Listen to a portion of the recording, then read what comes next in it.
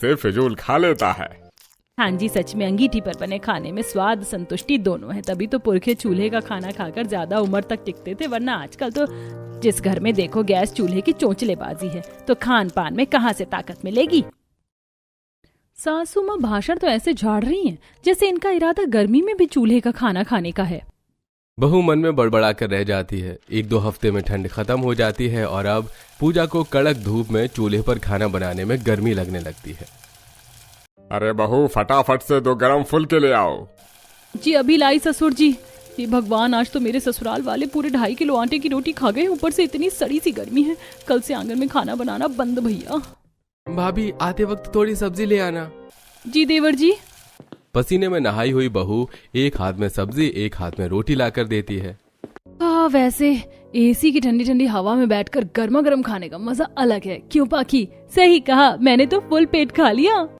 पाखी प्लेट खिसका कर जाने लगती है कि तभी पूजा चिढ़े लहजे में कहती है, पाखी कम से कम जूठी प्लेट तो यहाँ से हटा दो। भाभी, मुझे तेज की गर्मी लग रही है, सबके खाने के बाद आप लास्ट में समेट लीजिएगा। मैडम जी, ऑर्डर तो ऐसे झाड़ रही हैं जैसे होटल में खाना खाने बैठी थी। कसम से ये गर्मी में रसोई की जिम्मेदारी तो सजा बन गई है। खा पी कर ससुराल वाले प्लेट सरका कर चले जाते हैं। तभी पूजा सास से, माँ जी, बर्तन धोने का साबुन खत्म हो गया, मंगवा दीजिए। वाह, इतनी जल्दी साबुन खत्म कर दिया। अरे अभी 1 हफ्ते पहले ही तो साबुन की टिकिया मंगा कर दी थी। थोड़ा थोड़ा साबुन से मांजते हैं बर्तन, और वैसे भी साबुन की क्या जरूरत है, चूल्हे की राख से बर्तन धोया कर, पैसे की भी बचत होगी और बर्तन भी हीरे की तरह चमकेंगे। सास का कंजूसी भरा रवैया देखकर पूजा का मिजाज गर्मा जाता है। खुंदक में वो धूप में बर्तन मांजती है। हे भगवान, मेरी सास की कंजूसी देखकर तो बनिया भी शर्मा जाए। हाय रे मेरी फूटी किस्मत, कैसे कंजर खानदान में शादी हो गई। इसी तरह अगले दिन, अजी सुनो, सिलेंडर भरवा कर ला दो, अब आंगन में बहुत कड़क धूप छाने लगी है तो खाना नहीं बनता। तभी कमरे के बाहर से गुजरती हुई सास बहू की बात सुनकर टोकती है, क्यों बहू रानी, तू क्या कलेक्टर लग रही है जो अंगीठी पर खाना नहीं बनेगा? हमारे घर में सब लोग चूल्हे की रोटी खाते हैं और ये रिवाज हरगिज नहीं बदलेगा।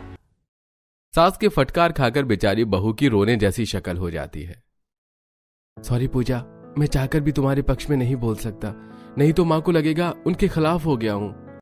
इसी तरह बेचारी अकेली बहू कड़ाके की लू भरी गर्मी में खाना बनाकर खिलाती है। बेचारी बहू को पसीने पसीने देखकर पड़ोसी भी तरस खा जाते हैं। हाय हाय, अरे ओ शशिकला की बहू, कितनी तेज मिर्ची जैसी धूप हो रही है, तो चूल्हे पर खाना क्यों बना रही है? मुझे अच्छा लगता है चूल्हे पर खाना बनाना। बड़े ही निर्दयी ससुराल वाले हैं, खुद तो ससुरे एसी में बैठ कर खा रहे हैं और बेचारी बहू को भट्टी में तपा रहे हैं बाहर। इसी तरह सिलसिला जारी था। एक तो बेचारी पूजा को